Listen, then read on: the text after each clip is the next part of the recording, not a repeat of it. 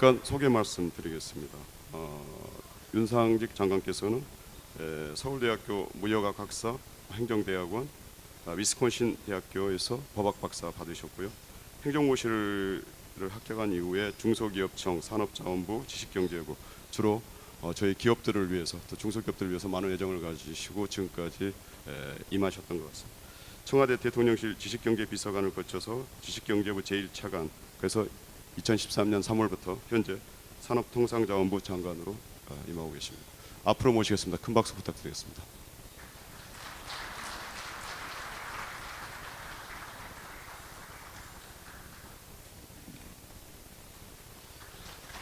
안녕하십니까.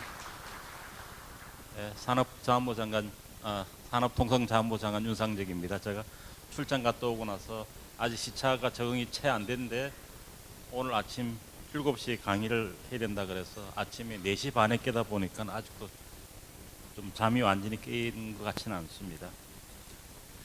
제가 여러 군데 특강을 나가 봅니다만은 오늘은 상당히 좀 기분이 좀 좋다 그럴까요? 그 이유는 제가 GBL리를 왔고, 두 번째는 여기 계신 CEO분들이 평균 아마 40대 정도신 것 같아요.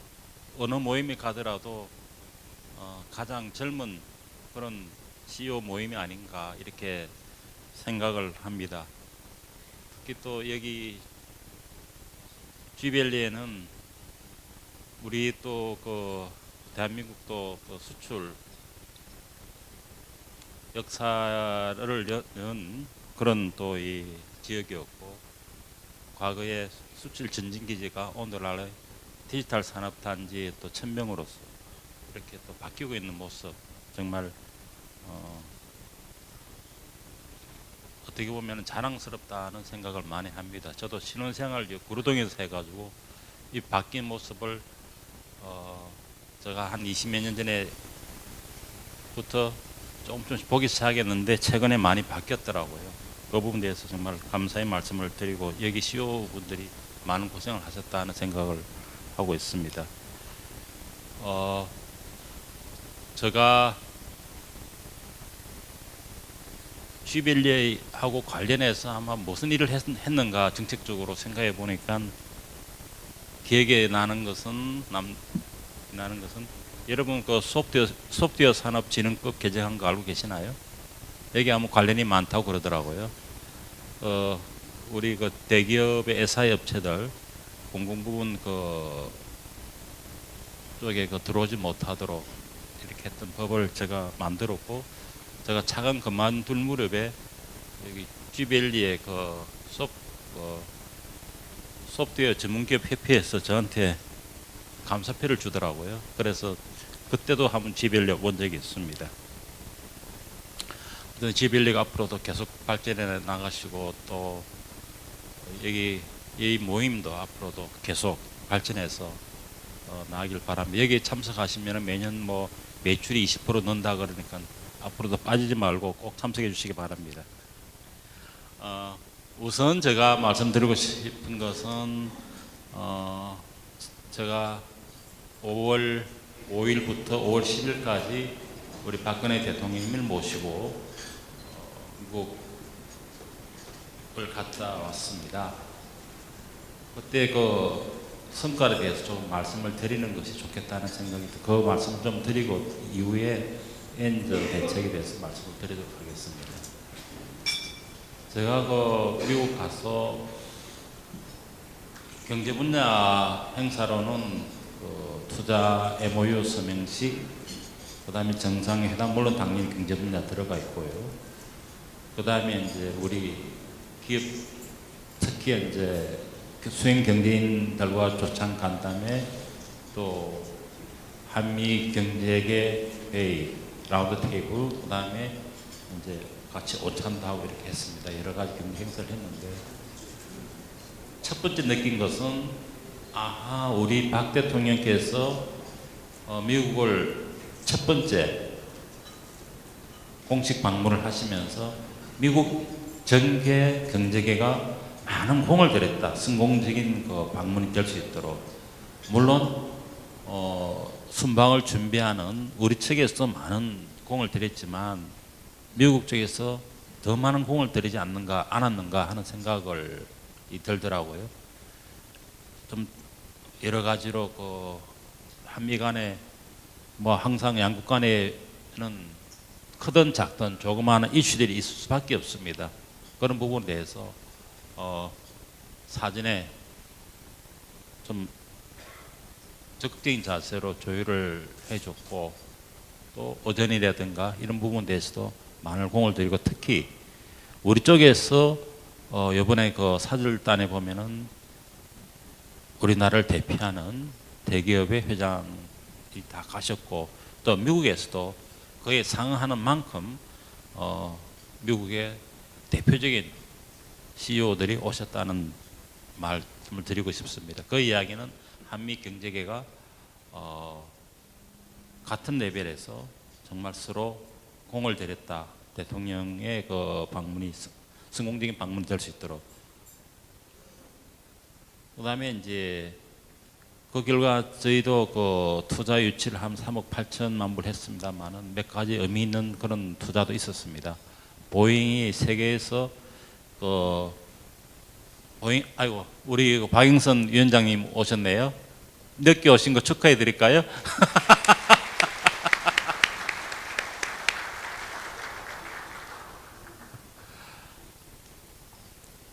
그 보잉이 그 전 세계 그 MRO 센터를 2개를 가지고 있습니다. 근데 이제 세 번째, 네 번째 2개를 더 확장하는데 확대를 하는데 그 중에 하나를 한국에 설치하기로 했습니다. 그래서 이제 경북 영천에서 설치하는 걸로 되어 있는데, 그게 투자 금액이 1억 불입니다. 1억 불이지만 사실 우리가 그 MRO 시장 상당히 그 고용 창출 효과도 크고 국내 산업에 미치는 파급 효과도 굉장히 큽니다. 부품을 한국에서 만들어서 한국에서 인정을 해서 납품하는 기 때문에 굉장히 도움이 크게 됩니다. 그리고 우리나라 항공기 산업 발전에도 기여할 수 있고요. 두 번째, 신약의 임상 실험을 한국에서 많이 합니다. 그런 부분에서도 효과를, 그런 좋은 투자 유치를 했고, 또 애니메이션 부분에서도 처음으로 한국에 투자를 해서 한국 애니메이션을 세계 시장에 진출시키는 그런 투자도 있었습니다.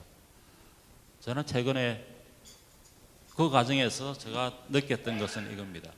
북핵 문제에 대해서, 한반도 정세에 대해서 그 투자가나 또는 그 라운드 테이블에 참석하셨던 미국의 경제계 리더들이 북핵 문제라든가 한반도 정세에 대해서 단 한마디 말씀이 안 계셨습니다. 그 이야기는 우리 대통령께서 원칙을 가지고 대북 문제를 잘 대처하고 있고, 또 그런 신뢰가 있기 때문에 그분들이 말씀을 하지 않으셨나 생각을 합니다. 그 부분에 참 통상 가면은 항상 대북 문제라든가 이런 부분을 거론하기 마련인데 안 했다는 부분, 그만큼 한국 경제와 한국 정부의 어떤 대북 정책에 대해서 신뢰가 있기 때문에 그런 게 아닌가 이렇게 생각을 합니다. 마지막으로 하나 더 말씀을 더 드리고 싶은 것은 이번에 그 수행 경제인단에 보면은 52명입니다만은 한국 노총 위원장을 빼고 나면 51명입니다. 그 중에 21분이 중소 중견기업 대표가 가셨습니다. 과거에 정상 한국의 대통령께서 미국 방문하실 때 보면 통상 대기업 총수들이 가셨습니다. 근데 이번에는 21분의 그 중견 중소기업 대표가 가셨다는 의미는 굉장히 크다고 생각을 합니다. 외국 사람들이 볼 때는 또 한국의 기업 그러면 대기업만 있는 걸로 알고 있습니다. 그런데 대통령과 함께 대통령이 수행하는 경제인단의 40%가 중소중견기업이라는 그 의미는 뭐냐 그러면 한국의 중소중견기업들도 이제 대통령을 수행할 정도로 글로벌 비즈니스를 하고 있고 그분들하고 비즈니스를 해도 전혀 문제가 없다. 그런 의미가 되겠습니다. 소위 말해서 한국의 중견 중소기업에 대한 대외적인 그런 믿음, 신뢰, 비즈니스 관계에서 신뢰 이런 거를 보여줬다. 그런 걸 심어줄 수 있었다는 측면에서 큰 성과가 있었다고 저는 생각을 합니다. 이어서 뭐 저희가 또 양국 간에 여러 가지 그 협력 사안이 있습니다만은 그 안에 뭐 에너지 부분 같은 경우는 이제 세상 요즘 이슈가 되고 있는 셰일가스에 대해서 정보 교류를 하기로 했다든가 뭐그 가스 하이드레이트 사업을 계속적으로 가스 하이드레이트 산업 분야의 그 연구 개발 협력, 그 다음에 뭐 스마트 그리드 협력 분야의 협력 이런 부분 있었습니다만 에너지 분야 협력이 중심으로 이렇게 양국 간의 협력을 확대하기로 했습니다만 저는 큰 의미는 아까 앞쪽에 말씀드린 몇 가지 부분에서 큰 성과를 거두었고 또 미국 경제계에 한국 경제 신뢰, 우리 중견 중소기업에 대한 그런 또 홍보죠. IR 홍보도 잘 되었다는 측면에서 큰 성과가 있었다 이렇게 생각을 합니다. 이어서 제가 이제 오늘 엔저 극복에 대해서 좀 말씀을 드리고자 합니다. 넘겨주시죠. 저는 뭐 이 내용은 있습니다만은 이 내용보다도 제가 조금 편하게 말씀을 드리고자 합니다. 이 자료는 나중에 참고 자료로 쓰시고요. 제가 편하게 좀 말씀을 드리면서 몇 가지 메시지도 좀 전달하고자 합니다. 작년 9월 이후에 엔화가 80엔대에서 지금 102엔대로 달러당 이렇게 절하가 됐습니다. 어떻게 보면 한 반년 만에 20% 이상 절하되었습니다. 원화 베이스에서도 거의 비슷한 수준으로 이렇게 절하가 되었습니다. 지금 현재 원엔의 기준에는 100엔당 한 1170원 정도 선을 지금 환율이 떨어졌습니다. 과거에 이제 작년 9월만 하도 1130원, 1300원대에서 거의 한 200원 가까이 이제 빠졌다고 이렇게 볼 수 있겠습니다. 그러면은 이 엔저가 어디에 어떻게 영향을 미치고 있는가? 우선 가장 크게 미칠 수 있는 부분은 뭐 누구라도 다 아시겠습니다만은 우리 수출 산업 쪽이 되겠습니다. 당연하게. 어떻게 보면 내수 쪽은 플러스가 될 수 있습니다. 왜냐? 일본으로부터 수입되는 물품의 가격이 떨어지기 때문에 그렇습니다. 근데 이제 공적으로 제3국에서의 그 수출 시장에서의 경쟁력이 이제 우리가 문제가 되는 것이죠. 저희가 분석을 해보니까 업종별로 봐가지고 직접적으로 영향을 미칠 수 있고 또 미치고 있는 데가 자동차, 기계, 그다음에 석유화학 이런 쪽이 주로 되겠습니다. 철강도 마찬가지고요. 그다음에 상대적으로 엔저의 영향권에서 벗어나 있는 것은 IT 업종입니다. 과거에 만약에 이런 엔저 현상이 일어났다 그러면 우리 산업 전체가 아마 다 영향을 받았을 겁니다. 그런데 다행히도 우리 수출의 주종을 이루고 있는 상당 부분을 차지하는 IT 부분은 상대적인 엔저 영향권에서 벗어나 있고 오히려 달러 베이스의 수출 단가는 올라가고 있습니다. 수출 물량도 늘고 달러 베이스의 또 수출 단가도 올라가고 있습니다. 특히 반도체 같은 거, LCD 패널 같은 부분은 수출이 회복세를 보이고 있습니다. 그다음에 기업의 사이즈를 보면은 대기업보다는 중견 중소기업의 영향을 많이 받고 있습니다. 왜 대기업은 영향을 적게 받느냐? 당연히 해외 생산 거점이 있기 때문에 해외 생산 거기에서 수출하는 부분에 대해서는 엔저 영향에서 벗어나 있죠. 현대자동차만 하더라도 50% 이상이 해외 나와 있습니다. 생산 거점이. 삼성 마찬가지입니다. 그러다 보니까 우리의 전통적인 중후장대한 산업과 중소 중견기업이 영향권에 지금 들어와 있습니다.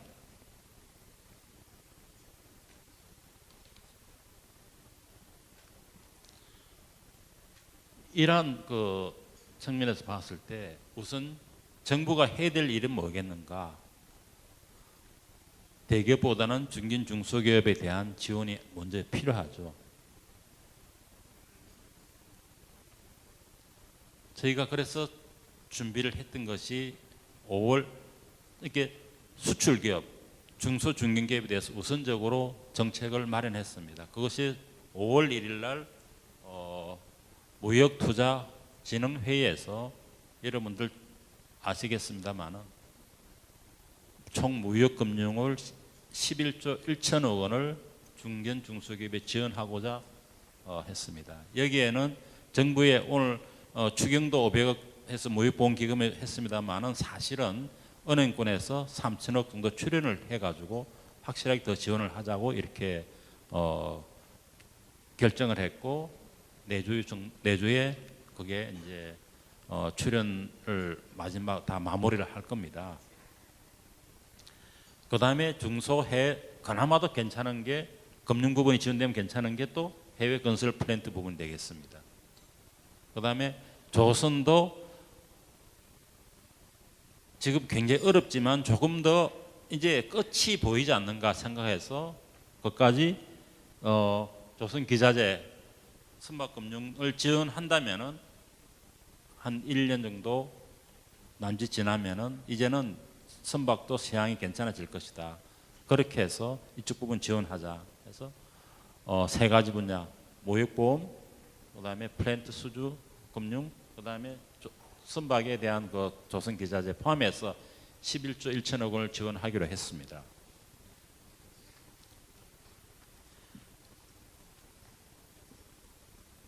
두 번째가 FTA 부분입니다. FTA 관세 인하 효과가 보통 한 3 내지 5%쯤 됩니다. 우리가 이걸 잘 활용하면은 일본이 지금 FTA 지금 체결한 나라가 거의 없습니다. 뭐 칠레 정도, 멕시코 정도 그렇게 FTA를 잘 활용한다면 3 내지 5% 정도의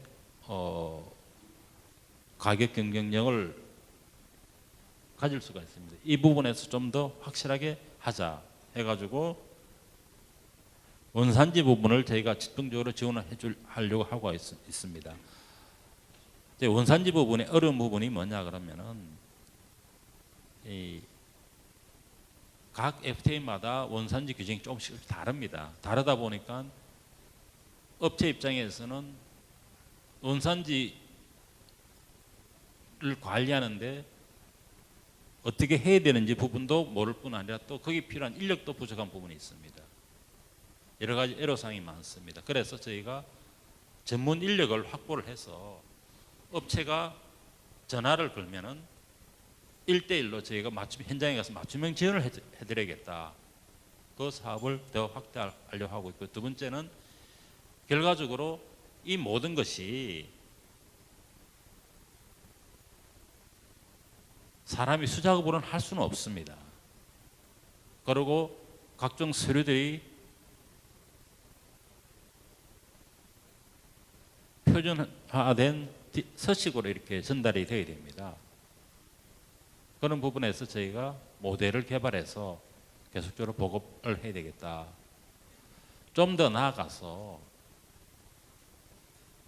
저희가 고민하고 있는 부분은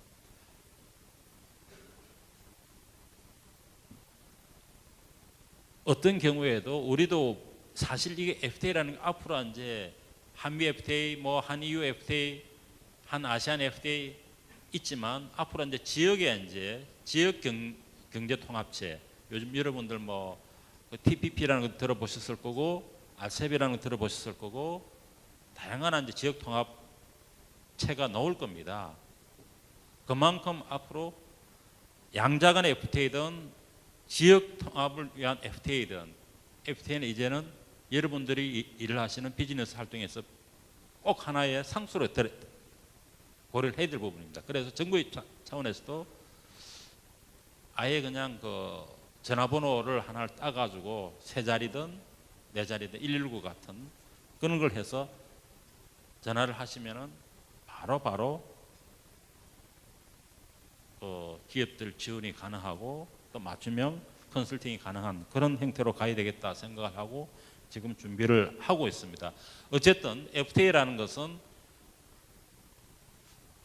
꼭 엔저만의 문제는 아니지만 엔저를 극복하는 데 있어 가지고 조금은 도움이 된다. 그 활용도를 높이기 위해서 저희가 여러 가지 맞춤형 지원 서비스를 합니다. 그러나 더 중요한 것은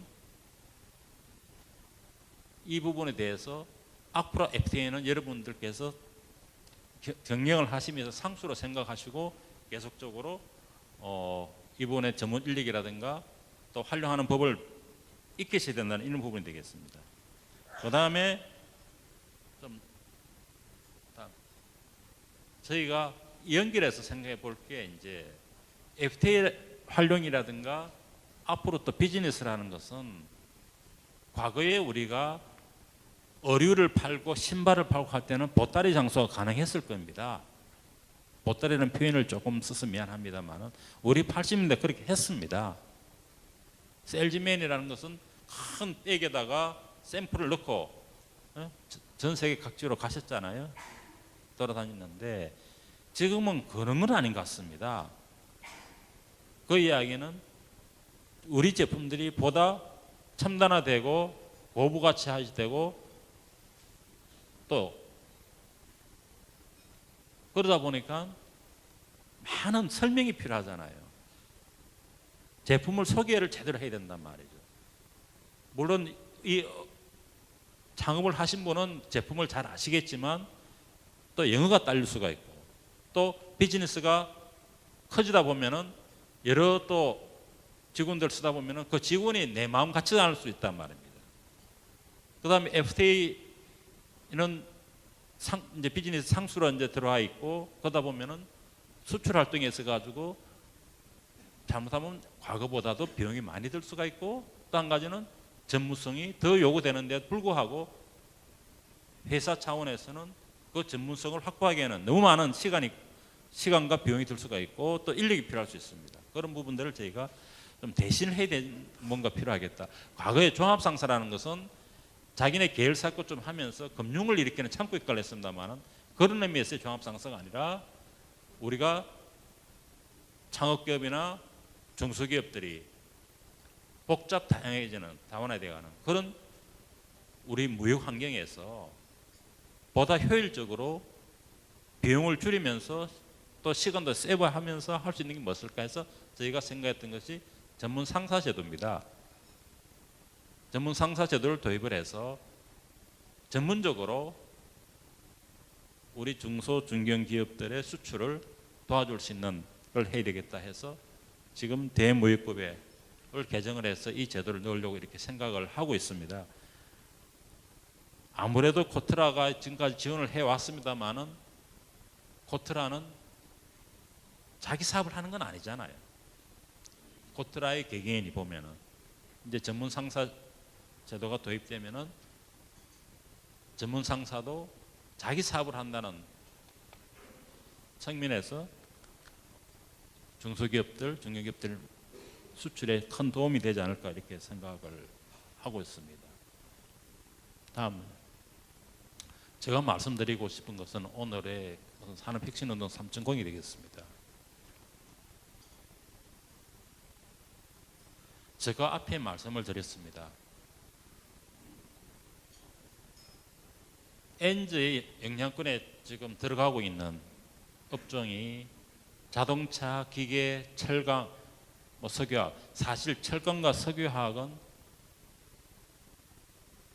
공급 과잉, 경기 침체 그런 부분이 1차적인 어려움의 원인입니다. 두 번째, 엔저라는 것은 상대적으로 개념입니다. 그러나 자동차, 기계 이런 부분은 어떤 공급 과잉이라는 부분하고는 조금 다릅니다. 그리고 자동차 기계라는 것은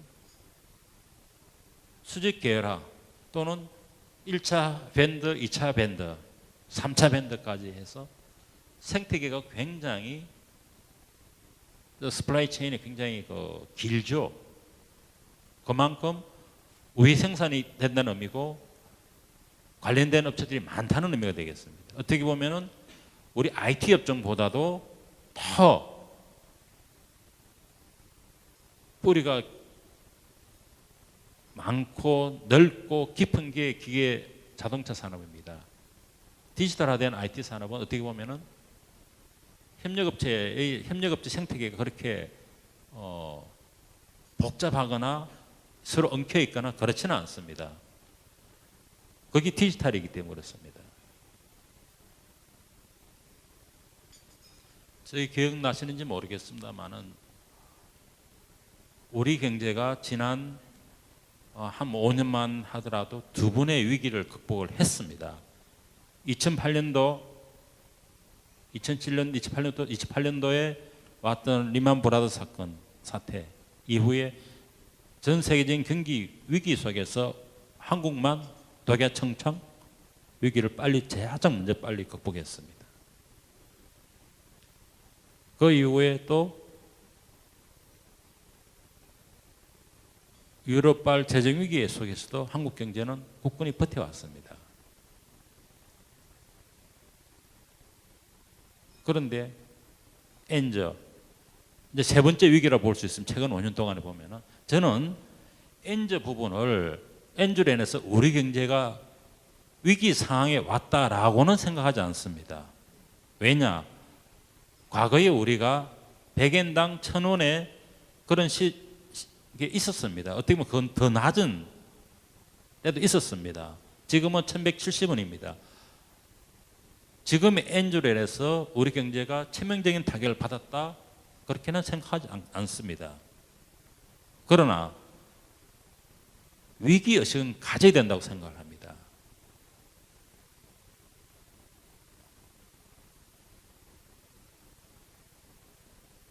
위기 상황에 빠졌을 때는 이미 늦었다고 생각을 합니다.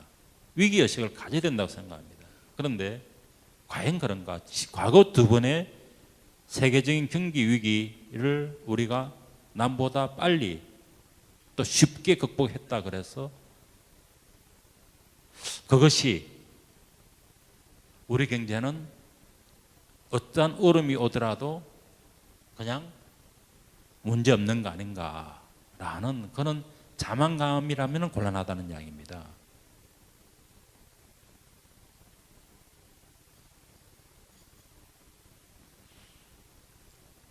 사실은 우리 경제는 독일과 같은 BMW 경제가 아닙니다. 경제 주체들이 어려울 때 허리를 졸라매고 더 뛰어야 됩니다. 우리가 매우 고부가치 제품을 수출한다면 적게 일하고 많이 받을 수 있겠죠. 그러나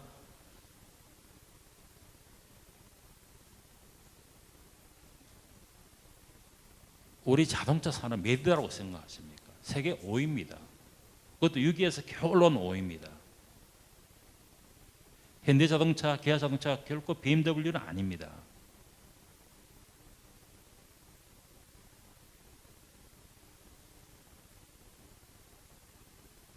과연 우리 경제 주체들이 최근에 엔저에 대해서 위기의식을 가지고 있는가 하는 부분은 저는 아니다라고 생각하고 있습니다. 제가 산업혁신운동 3.0을 하자는 의미는 이겁니다. 우리가 엔저라는 것은 정부의 정책으로서 단계적인 정책 이걸로서 근본적으로 문제 해결이 될 수 없습니다. 또 현실을 직시해야 됩니다. 한국이 원하는 기초통화가 아닙니다. 국제통화가 아닙니다. 우리는 양적 완화라는 걸 통해 가지고 경기 부양을 하기에는 매우 한계가 있습니다. 엔화 가능합니다. 달러화 가능합니다. 유로화 가능합니다. 그러나 원화는 그렇지 않습니다. 정부가 선택할 수 있는 정책의 수단이라는 것은 그렇게 폭이 넓지 못합니다. 결국은 우리가 지난 두 차례에 걸쳐서 세계 경제 위기를 극복한 것처럼 이 엔저도 위기 상황이라고 생각을 하고 위기 의식을 가지고 경제 주체들이 보다 더 분발을 해야 된다는 겁니다.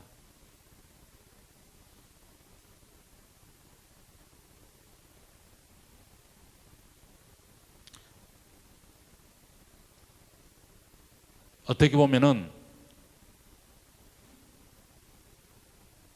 가장 산업의 뿌리들이 엉켜있고 있고 뿌리가 깊어져야 될 깊은 그런 업종, 특히 자동차, 기계, 뭐 IT 부분은 또 IPT 부분들 해야 되겠죠. 큰 산업이니까.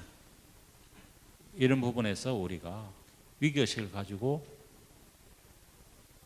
좀 허리를 졸라매야 되지 않는가. 제가 지방에 가보면은 저기 인천에 한번 갔는데 데모 엔지니어링이라고 제가 여러 번 이야기를 합니다. 그 1차 협력업체입니다. 현대중공업 굴삭기의 엑셀을 만드는 회사인데 1차 협력업체 그거는 이제 현대중공업의 1차 협력업체죠. 그 회사의 협력업체를 이 데모 엔지니어링이라는 회사가 매출액 한 700억 됩니다. 종업원 12명 되는 조그만 협력업체입니다. 과거에 그 종업 12명 되는 업체의 공장의 분위기는 철공소 수준이었습니다. 거기를 지원하고 또 기계산업진흥회에서 지원해가지고 스마트 공장 만들기 운동 일환으로 그래서 밑에 그 바닥을 에폭시로 깔고 기계공장 가면은 왜 그 안전선 같은 게 있잖아요. 이거 새로 긋고 도구 정리정돈하고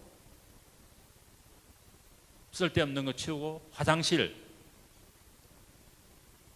사모님하고 딸이 사장의 그 사모님하고 딸이 치우고 자기가 직접 화장실 깨끗하고 작업 환경 깨끗하고 정리하다 보니까 스페이스 남아가지고 직원들 휴식 공간 만들어주고 사무실도 하나 만들고 불량률 확 떨어져 생산성 확 높아져 20몇 % 높아졌답니다.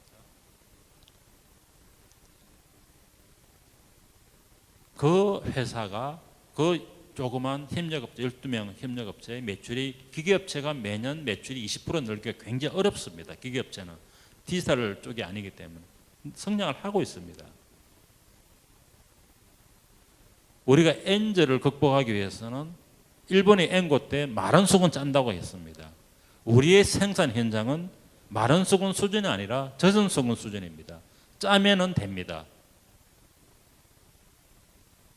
조금만 더 위기의식을 가지고 모기업 1차 협력업체, 2, 3차 협력업체들이 산업체질 개선하고 요분기에 생산성 한번 제대로 올리고 불량률 줄이겠다고 마음먹으면 저는 가능하다고 생각합니다. 그걸 해야 됩니다. 그래야지 우리 경제 주체들이 동참을 할 수 있다는 겁니다.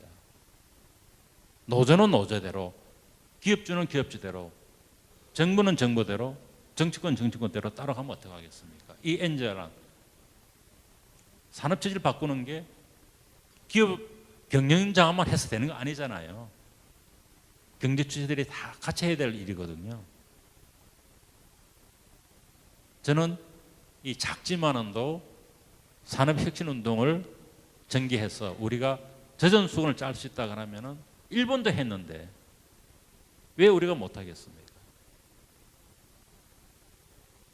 지금 위기가 아닙니다. 우리 경제에서 아직. 우리가 위기의식을 가지고 신발끈을 조여매고 뛰면은 엔저 극복이 가능합니다. 제가 예를 들었지 않습니까?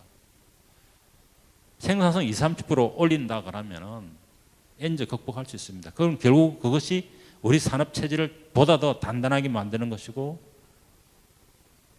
굳건하게 만드는 것이고, 그리고 일본 엔저가 언제까지 가겠습니까? 그 엔저가 엔고로 바뀌는 순간에 우리 경제는 다시 한번 도약할 수 있다. 저는 그렇게 생각합니다. 어떻게 보면은 우리가 지난 5년 동안에 이 이야기 많이 했습니다. 위기를 기회로. 과거 두 번의 위기는 우리가 재정정책 또 조세정책 뭐 같은 내용입니다만은 사실 자동차 등록시득세 인하시켜 줬잖아요. 그래서 소비 진작시켰습니다. 과감한 경기 부양책 썼습니다. 그걸 통해서 우리가 극복을 했습니다. 그만큼 그 이야기는 그만큼 우리가 재정 건전성도 있었고 나름대로 힘이 있었기 때문에 그게 가능했습니다.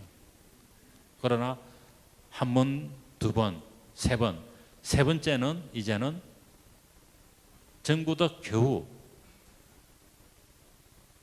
최선을 다해서 추경을 했습니다만 17조 3천억 추경했습니다. 그것도 세수 결손 보전 12조 빼고 나면 12조 빼고 나면은 실질적으로 5조 3천억 정도가 경기 부양을 위한 순정이라고 생각하시면 되겠습니다.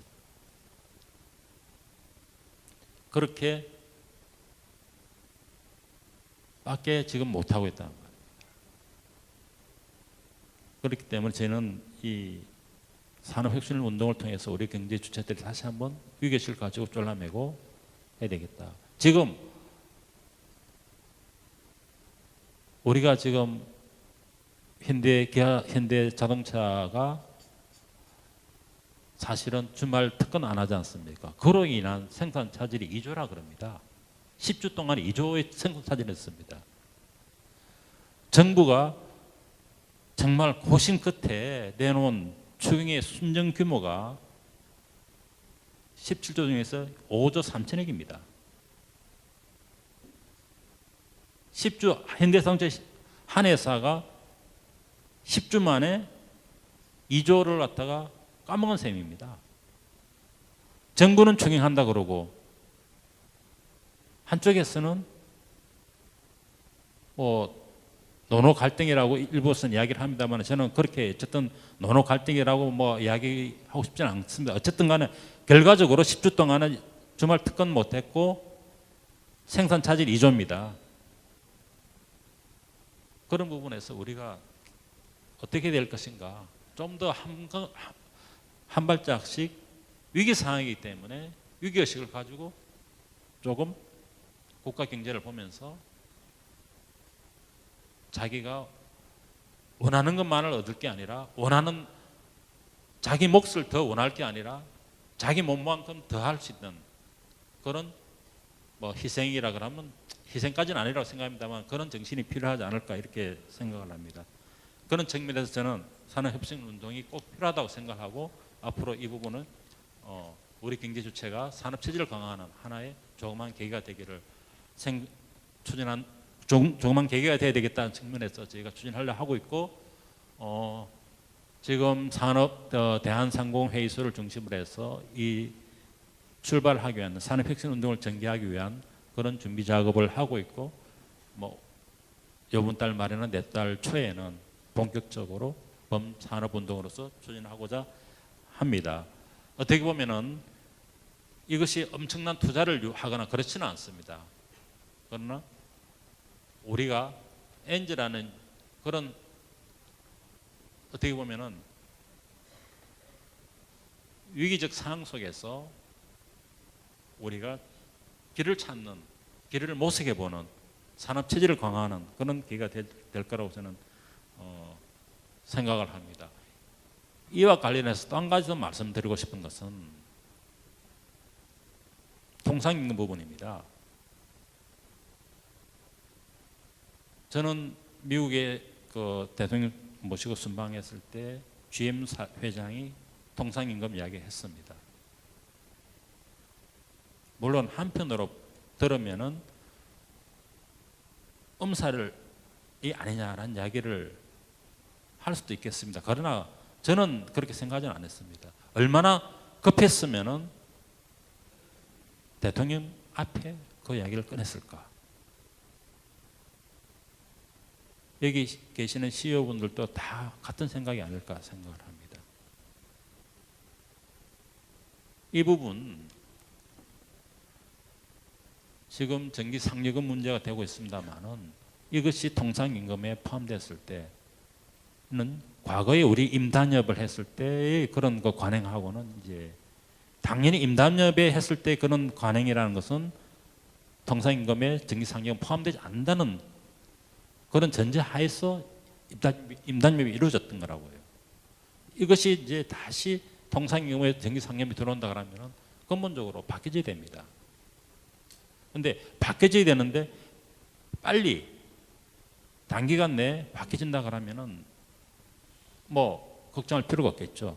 그러나 상당한 시간이 걸릴 수 있다는 부분에서 매우 우려를 하고 있습니다. 그래서 이거야말로 지금 노사정 대타협을 한다고 합니다.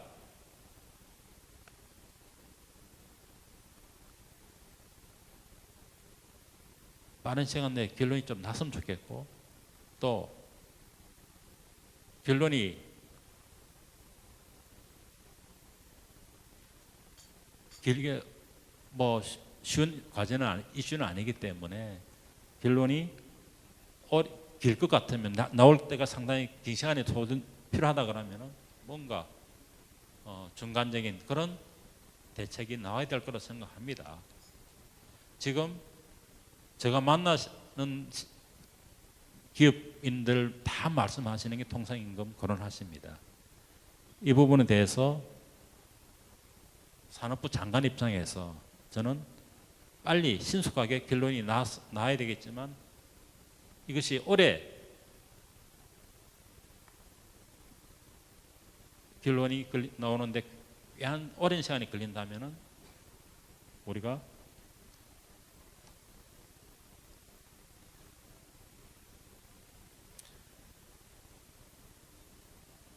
잠정적이라도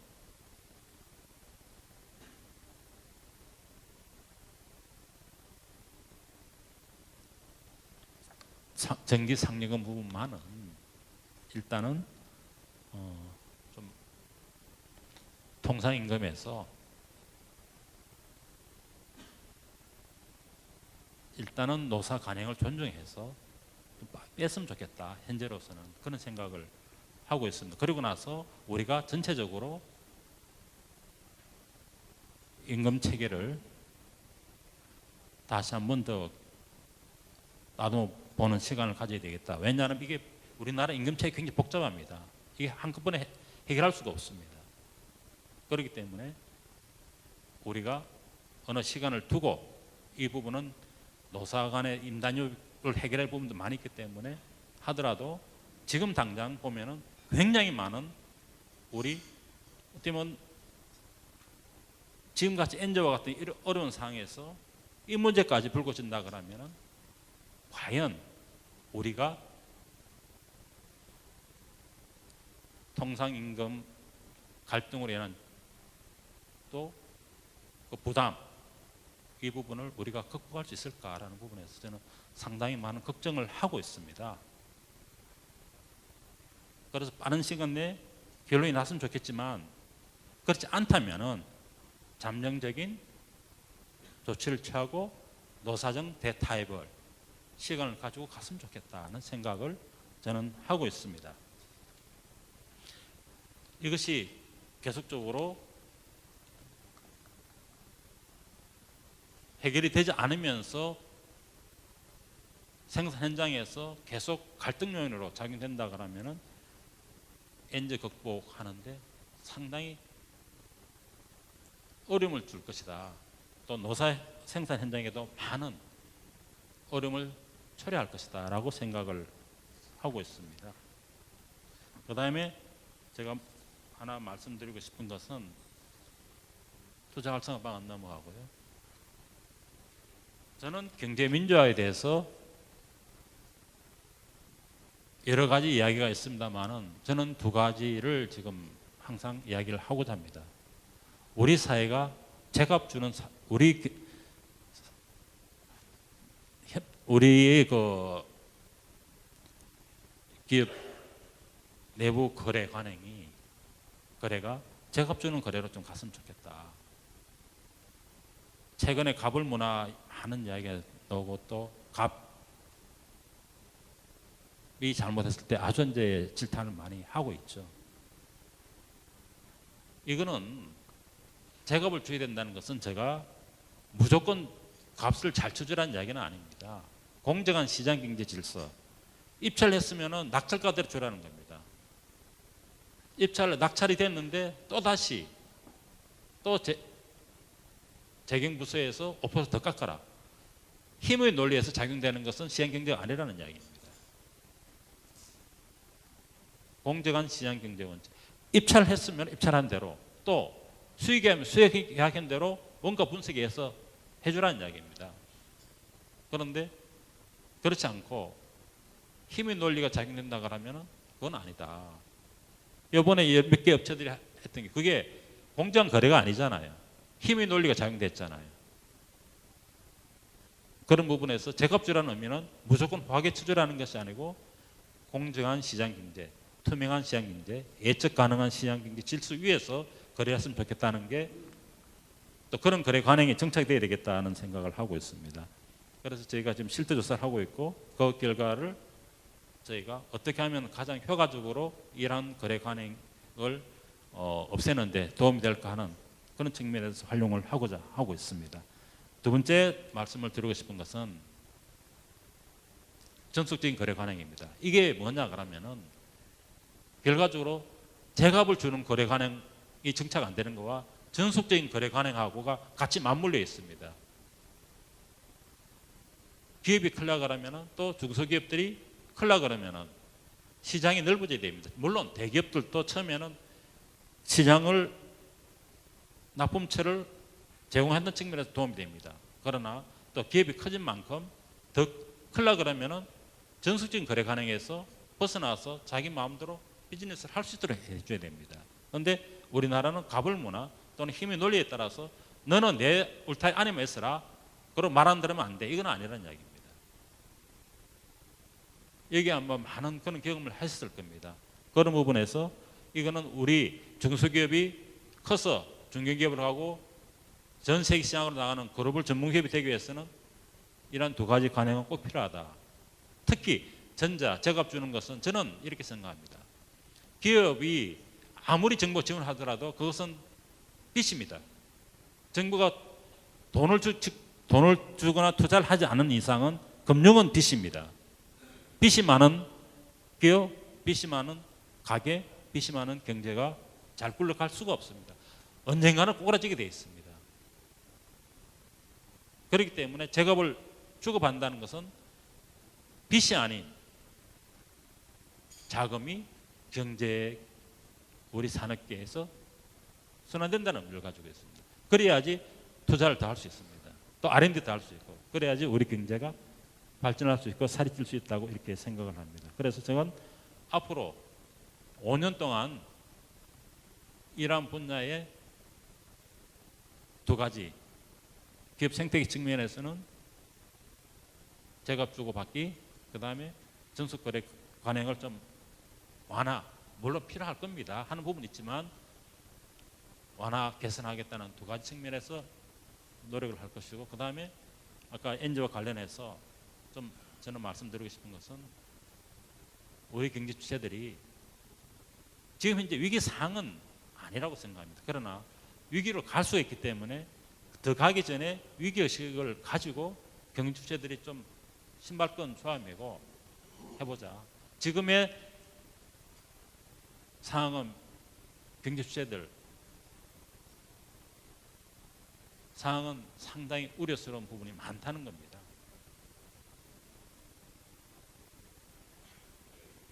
가장 엔저로부터 타격을 많이 받는 업종에서 어떻게 보면 위기의식이 적은 게 아닌가 라는 우려를 하지 않을 수 없습니다.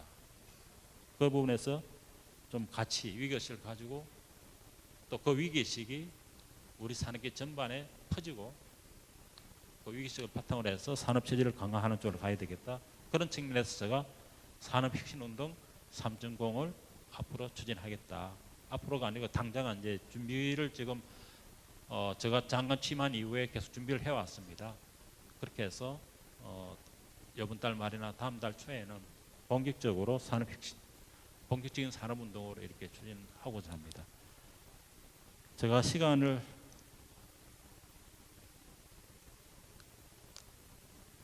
8시 20분 되었습니다. 제가 드리고 싶은 말씀은 대충 드리고 질문 혹시 제가 받겠습니다. 예.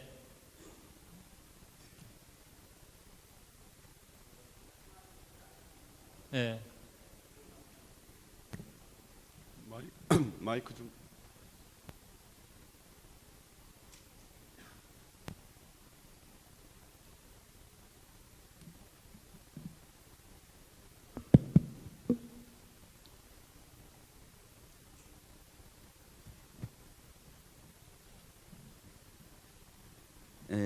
오늘 아침 일찍 우리 그 지벨리 기업인들을 위해서 이렇게 좋은 말씀 해주셔서 진심으로 감사의 뜻을 전해드립니다.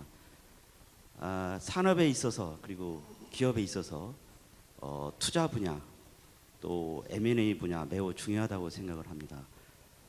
그래서 한국 M&A 투자협회 주관으로 또 지벨리 경영자협의회 지원하에 6월 13일 날 코엑스에서 2013 국제 투자 및 M&A 전략 컨퍼런스를 개최를 합니다. 여기에 그 해외 투자단으로 많이 올 예정이어서 기업인들에게 상당히 좋은 기회가 될 것으로 보여집니다. 장관님께 저희도 초대를 하겠습니다만 꼭 참석해 주시기를 부탁을 드립니다. 그리고 지벨리 소속 기업인들께서도 많이 참여를 부탁드립니다.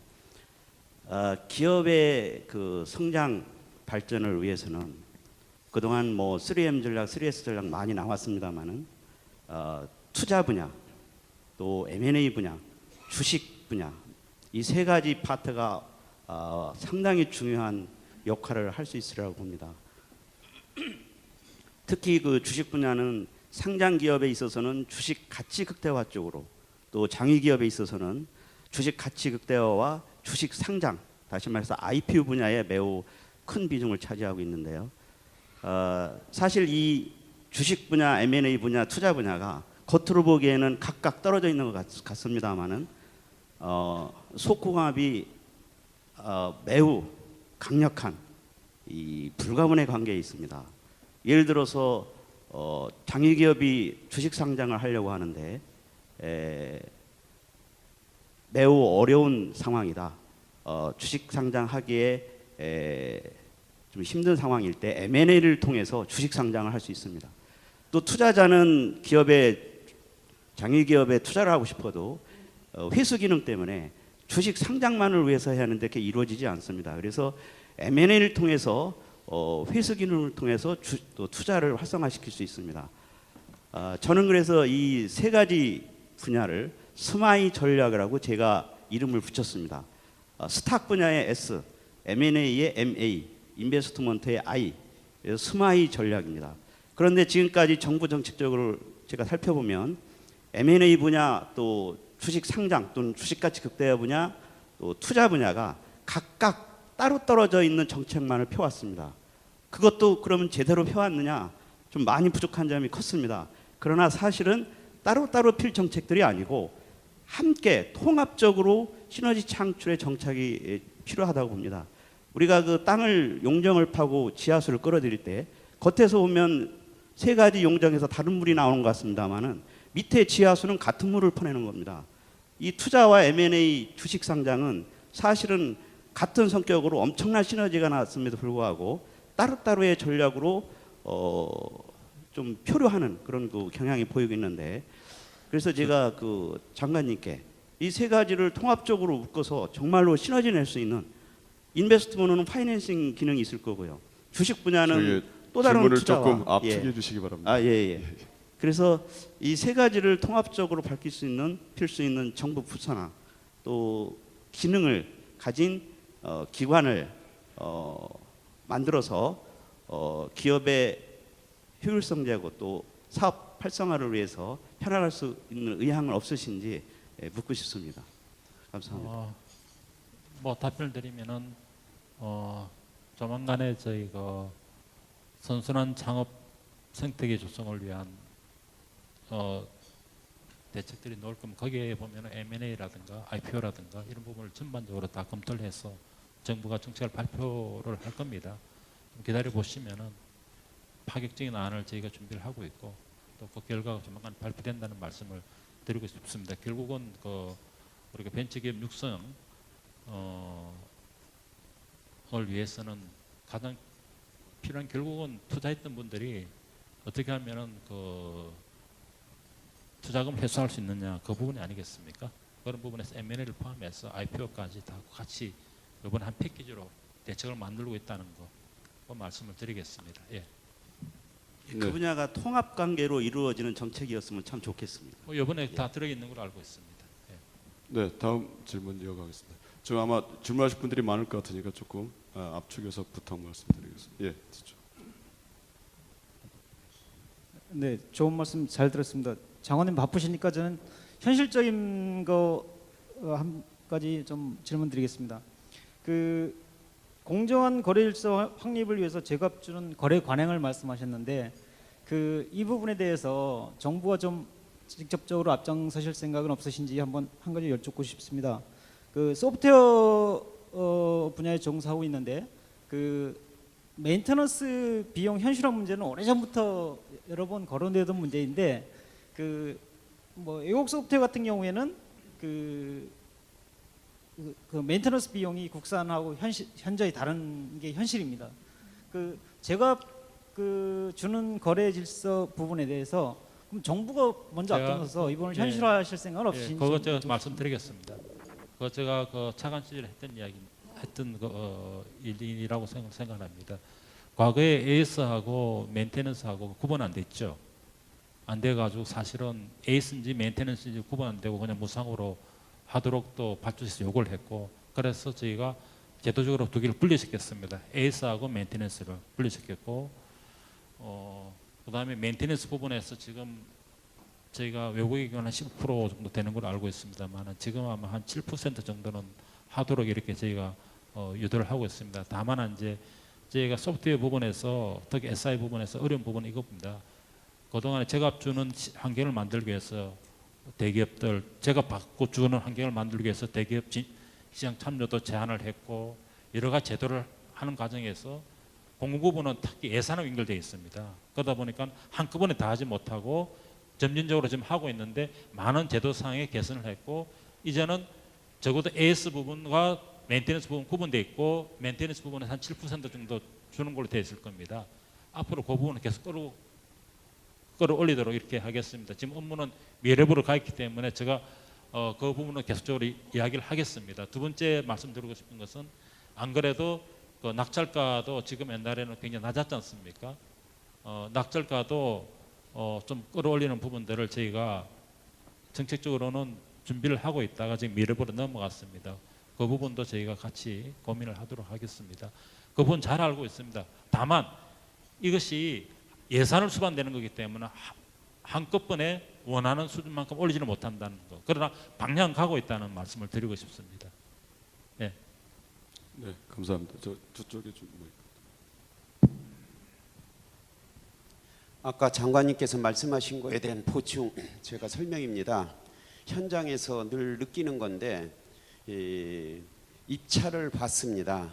그래서 낙찰자가 결정됐는데 낙찰자라는 표현을 쓰지 않고 우선 협상 대상자라고 합니다. 그래서 여러 업체가 입찰한 금액 중에서 제일 좋은 업체를 골라 가지고 가격은 제일 낮은 업체 걸로 해달라고 요청을 합니다. 그러면은 어느 업체든지 낮은 가격으로 할 수밖에 없는데 이게 공정거래의 사실은 위배입니다. 좋은 물건 사겠다고 골라놓고 가격은 낮은 가격으로 요청을 하는데 공공에서부터 좀 바꾸고 국가가 먼저 그런 관행을 좀 바꿔야 민간까지 그게 되는데 실질적으로 우선 협상자를 결정할 때는 입찰 내정가를 통과한 가격입니다. 그런 통과한 가격을 가지고 협상이라는 그 무기를 가지고서 당신이 포기하면은 제2의 입찰 대상자를 가지고 낮은 가격에 하겠다. 그럼 어느 업체든 간에 응할 수가 없고 그거는 갑의 우월적 지위를 이용한 공공기관의 입찰 관행입니다. 이것만이라도 고쳐주시면은 거래 질서가 많이 확보될 것으로 압니다. 네. 네, 이런 부분이 있을 겁니다.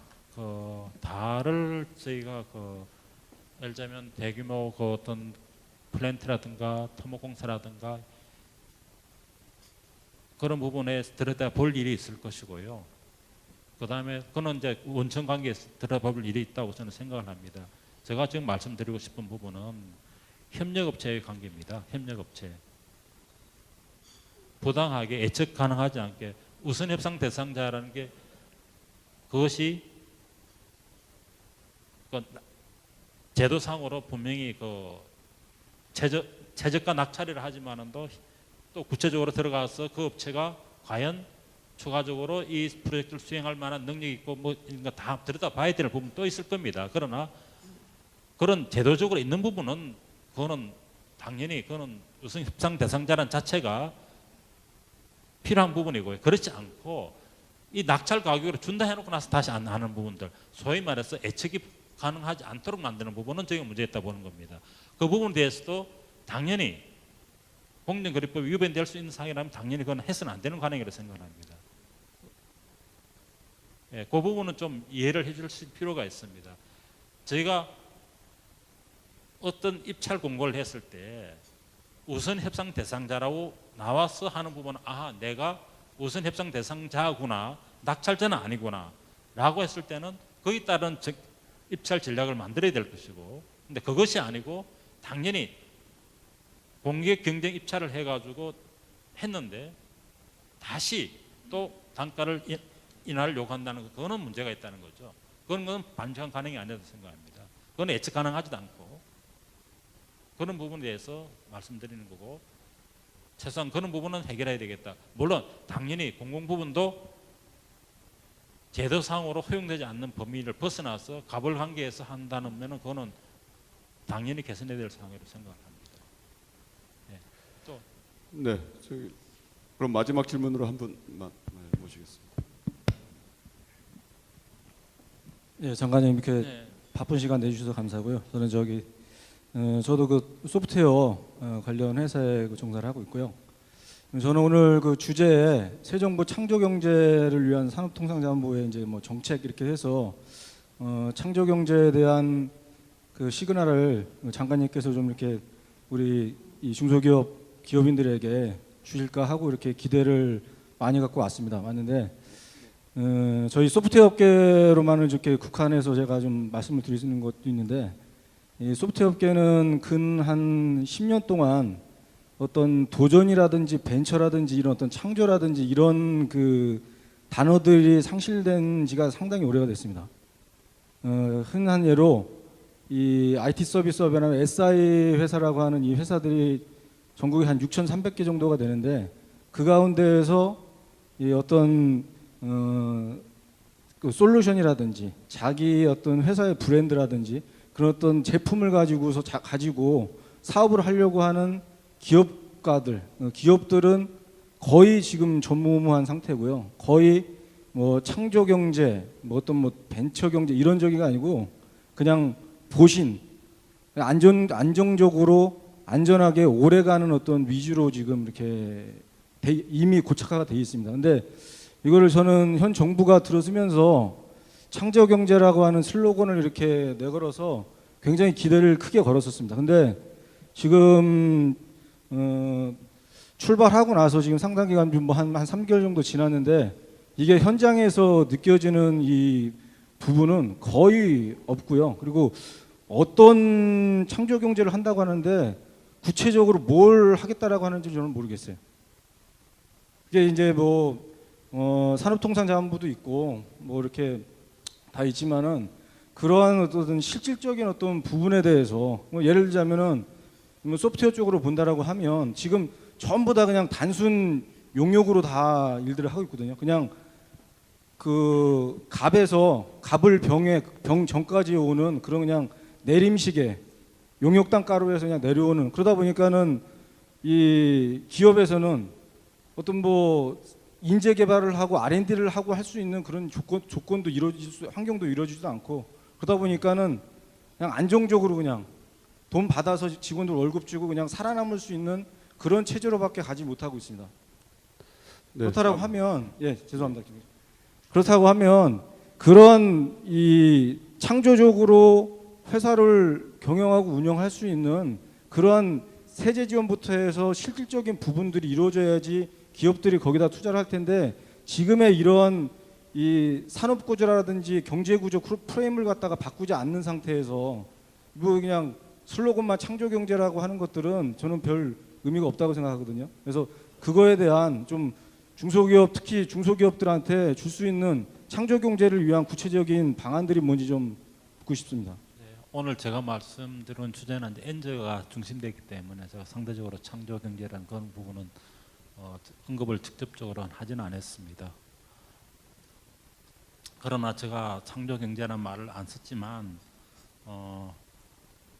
저 생태계 부분을 분명히 제가 거론을 했습니다. 현실적인 생태계를 조성해야 된다는 말씀을 드리고, 두 번째 그 소프트웨어 부분은 어떻게 보면은 두 가지 형태가 있는 것 같습니다. 하나는 SI 쪽에 있는 것 같고, SI 안에 들어가는 패키지 소프트웨어나 소프트웨어, 사실 그 두 개가 뭉쳐져 있는 게 우리가 통상 이야기하는 IT 서비스라고 저는 생각을 합니다. 그래서 두 가지 부분을 구분해서 보면은 소프트웨어 부분에 있어 가지고는 저희가 개인의 어떤 그런 창의 이런 부분이 굉장히 발휘돼야 되고, 또 그런 부분에 대해서는 정부뿐 아니라 사실 지금 대기업도 그 부분에서는 굉장히 많이 신경을 쓰고 있습니다. 얼마 전에 5월 1일이죠. 며칠 전에 지난 이번 주 월요일쯤 됐네요. 삼성에서 1조 5천억을 투자하겠다는 자체가 바로 그런 필요성을 느끼고 있고, 또 그렇게 가야 된다고 생각하는 겁니다. 정부도 마찬가지로 그런 부분으로 가야 되겠다 생각하는 것이고, 그 다음에 창조 경제라는 것은 우리가 소프트웨어라는 부분을 이야기는 할 수 있지만, 소프트웨어가 어디에 적용이 돼가지고 어떻게 된다는 부분은 개별 업체들, 기업들이 해야 될 부분이 있고, 정부 입장에서는 R&D로 가야 될 그런 마중물 역할을 해줄 부분이 있을 거라 생각을 합니다.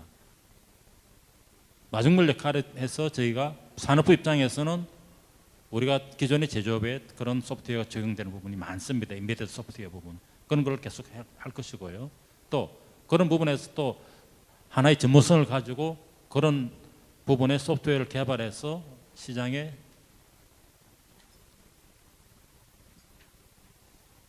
시장으로 이렇게 진출해야 되는 부분이 있을 겁니다. 그런 부분은 저는 기업의 몫이라고 생각을 합니다. 다만 그 과정에서 부당하게 기술을 편취하거나 또는 여러 가지로 또 뭐 부당한 거래를 하거나 또는 종속적인 거래를 요구를 하거나, 그런 부분에서 정부가 규제를, 그런 부분은 관행을 개선해야 될 것이고, 또 한 가지는 또 그것이 규제를 통해 가지고 그런 것을 못하게, 규제가 그런 소프트웨어라든가 이런 창의력을, 접목을 가로막는 거라면 그거는 저희 정부가 해야 될 일이라고 생각을 합니다. 그 다음에 IT 서비스, SI 쪽에 관한 부분은 이건 일종의 건설이잖아요. 그런 부분에 대해서는 저희가 할 수 있는 것은 정부 입장에서는 거래 관행을 좀 더 좀 공정한 거래 관행이 될 수 있도록 하자. 제가 그래서 대기업들, 공공부문의 소프트웨어 시장에 진출하지 대기업들을 못하게 한 배경이 그겁니다. 그래서 제가 아는 바는 이렇습니다. 그 과정 속에서 적어도 우리 전문 기업들이 숨을 쉴 수 있는 생태계는 만들어졌다라는 이야기를 저는 듣고 있습니다. 예를 들면은 적어도 그 전에는 발주처에 갔을 때 도저히 안 될 거라 생각했지만 이제는 될 수 있을 거라고 생각하고 간다는 점. 또 한 가지는 고급 인력들이 대기업에서 역류하고 있다는 것, 중견 전문기업으로. 세 번째, 대기업은 국내 시장이 좋기 때문에 이제 지금까지 쌓았던 그 트랙 레코드를 가지고 해외 시장에 나간다는 것.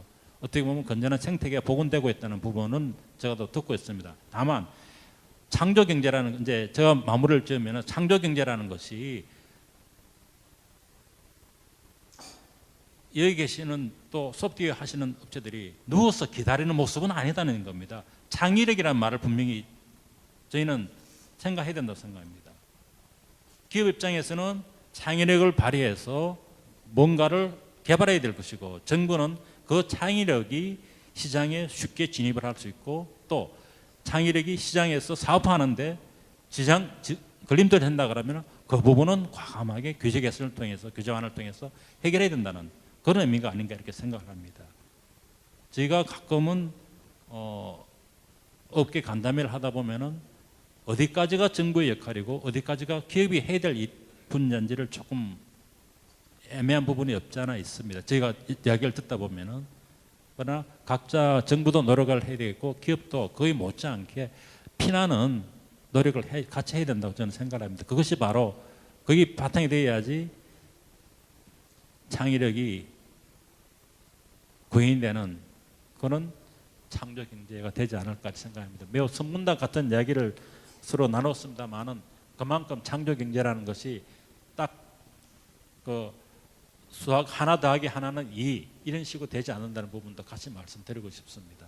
정부 입장에서는 어쨌든 제일 먼저 해야 될 게 뭐 어떤 투자라든가 그런 생태계가 조성되는 부분에서 하나 생태계를 기본적으로 조성해 주는 분 하나 있을 것이고, 또 한 가지는 규제 완화라는 부분이 하나 있을 것이고요. 세 번째는 R&D를 통해 가지고 R&D 투자를 통해서 하나의 방향성을 제시해 주는 부분이 있을 것입니다. 이런 부분은 해야 될 것이고요. 그러나 결과적으로 호숫가에 말을 끌고 갈 수 있지만 물을 먹는 것은 말이라는 겁니다. 그거는 기업의 역할이라고 생각을 합니다. 예. 네, 지금 계속 그 질문이 많으실 걸로 생각하는데요.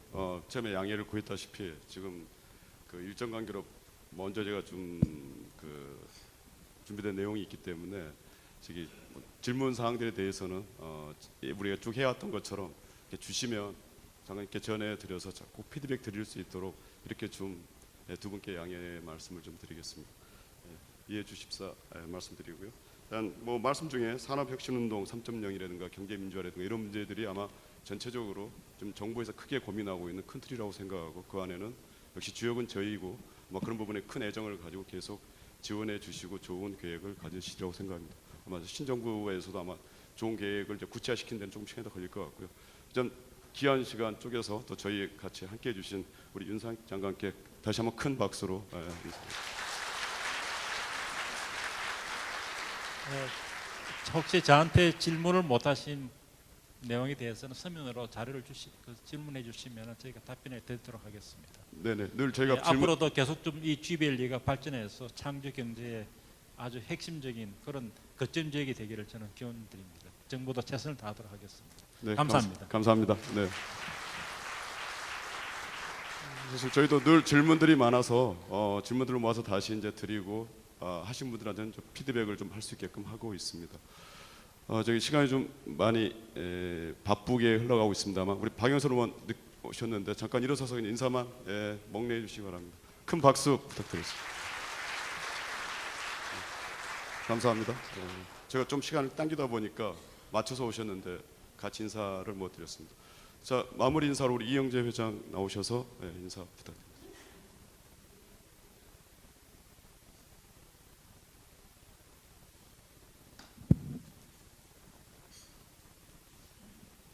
자, 반갑습니다. 오늘 그 장관님 그 청와대 일정이 있으시는데 우리하고 약속은 돼 있고, 제가 오늘 장관님 보고 느낀 게 뭐냐면 이분은 약속을 지키시는 분이겠구나 하고 믿음이 가는 장관이다라고 오늘 믿고 싶습니다. 여러분 저하고 똑같은 생각이면 박수 한번 부탁드립니다. 네. 감사드리고요. 여러분들이 이렇게 매번 이렇게 참석해 주시는 것 때문에 GBLE가 자꾸 발전한다고 제가 지난번에도 말씀하셨습니다. 여기는 굉장히 영향이 있는 분들 불러가지고 매번 오시는 분들마다 저는 짜고 고소득 치는 게 아니고 미리 질문을 받지 않습니다. 오면은 돌출 질문이라도 받게끔 해서 여기 오시는 분들이 많이 이 지벨리를 알고 가는 그렇게 해서 뭐 청와대나 국가 정부에 우리 지벨리에 대해서 각인을 좀 강하게 좀 이렇게 시킬 수 있는 그런 질문들을 좀 많이 받아서 가서 우리 지벨리를 좀 발전시키는 데 도움이 되고자 해서 질문을 미리 받지 않습니다. 저희가 그래서 여기 와서 질문 받을 수 있게끔 그렇게 해서 가끔씩은 조금 우리가 생각하지도 않는 그런 질문도 나올 수 있지만 그런 질문이라도 받자 이렇게 해서 지금 진행을 하고 있습니다. 타 지역에는 보면 미리 질문을 받고 주고받고 해서 참 어떻게 보면 형식적인 그런 것도 많지만 여기는 열린 그런 질문을 받고 있습니다. 하여튼 여러분들 너무나 감사하고요.